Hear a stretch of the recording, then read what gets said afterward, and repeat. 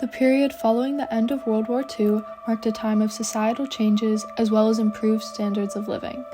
The United States began transitioning their war-focused industries back to normal production. A booming post-war economy led to higher wages and better job opportunities, which helped create a thriving middle class. People had more opportunities for housing, consumption of goods, and even leisure time, which ultimately led to a culture of conformity. This sense of conformity fueled the desire for people to achieve the perfect life known as the American dream. Even with all of this prosperity and time of opportunity for many American citizens, post-war America was a harsh and difficult time for aspiring women and people from minority groups. During the 1950s, there was a strong emphasis on family and marriage. The propaganda of the time promoted the idea that the nuclear family was superior to the communist way of life. Additionally, the societal idealization of women as housewives encouraged them to stay at home. Women who chose to work when it wasn't necessary were viewed as selfish and disregarding of their family's needs. Women not only had to be housewives, they had to be the perfect housewife, meaning that they had to fit every societal norm to be accepted in their communities. They needed to know how to cook, clean, and care for their children, dress perfectly, be polite, and much more. Not all Americans benefited equally by the growing prosperity and opportunities. Minorities suffered discrimination in a multitude of areas, namely housing, in the workplace, with eviction, and with citizenship. Cities were slowly declining in the early 1950s as citizens were starting to move into the newly developed suburbs. To restore the cities, the federal government implemented the Urban Renewal Project. They planned to build new shopping centers, parking lots, and highways. To do so, they used multiple color-coded maps in which each color represented which communities were eligible for loans. Red-colored areas, most of the time being black neighborhoods and communities, were viewed as high-risk communities, meaning banks would not give them loans. Redlining cast a huge shadow over black communities that trapped many in a cycle of limited opportunity.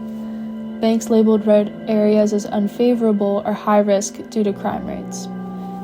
Confined to redlined areas, black residents often faced neglected housing with poor infrastructure and limited access to amenities. This created a stark contrast to the white suburbs, burgeoning with government-backed loans and investment. The denial of home ownership and wealth building had a ripple effect across generations. Black families were unable to pass down the financial security that comes with property ownership, hindering their children's chances for a brighter future. During World War II, the Bracero program was created as an agreement between the United States and Mexican governments. It brought Mexican farm and railroad workers into the United States between the years 1942 and 1964. It was initially created to fill the labor shortage in agriculture caused by the war, but it continued long after, and so did its discriminatory practices. At U.S. reception centers for the program, workers were inspected by health departments, stripped, and sprayed with DDT, a dangerous pesticide which led to multiple health issues for the workers. In Texas, the program was banned by Mexico for several years during the mid-1940s due to the discrimination and maltreatment of Mexican workers. Under this pact, the laborers were promised decent living conditions in labor camps, such as adequate shelter, food, and sanitation, as well as a minimum wage pay of 30 cents an hour. The agreement also stated that braceros would not be subject to discrimination, such as exclusion from white areas. The program became very notorious for abuse and exploitation, as well as the indignities of racism and discrimination inflicted upon the braceros. The Bracero program was finally abolished in 1964 in response to pressure from labor unions and religious organizations.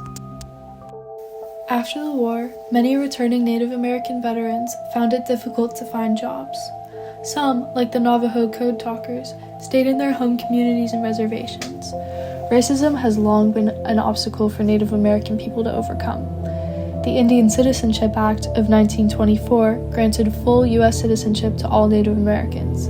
However, some states still refuse to let Native Americans vote. Arizona and New Mexico in 1948, followed by Utah in 1957, were among the last states to allow Native Americans to vote. Not only that, but in the 1950s, the federal government started the Indian Termination Policy, in which Native American tribes would be disbanded and their lands sold. A companion policy of relocation moves Native Americans off reservations and into urban areas. One example would be the government of the Catawba people, terminated in 1959. The goal was to move Native Americans to cities, where they would disappear through assimilation into the white American mainstream. Then, the government would make tribal land taxable and available for purchase and development. The vision was that eventually there would be no more BIA, no more tribal governments, no more reservations, and no more Native Americans. After the war, many American immigrants were yearning for naturalized citizenship. Many of them had fought in World War II in hopes that their service would show their Americanness and their commitment to the United States. Asian Americans, especially Japanese Americans, were experiencing this during the Cold War too. These immigrants were seen as ineligible, in which their race prevented them from obtaining U.S. citizenship. During the post-war period, demeaning stereotypes portrayed minorities as inferior, justifying discrimination. Minorities were denied equal access to jobs, housing, and education, and women were limited to a life at home or to traditionally feminine jobs like secretarial work or nursing, and often with lower pay than men. They faced violence and intimidation, especially those who challenged the status quo. The 1950s also saw the rise of the civil rights movement, a long and arduous struggle against segregation and discrimination. Through nonviolent protest, boycotts, and legal challenges, activists like Rosa Parks, Martin Luther King Jr., and Malcolm X pushed for equality.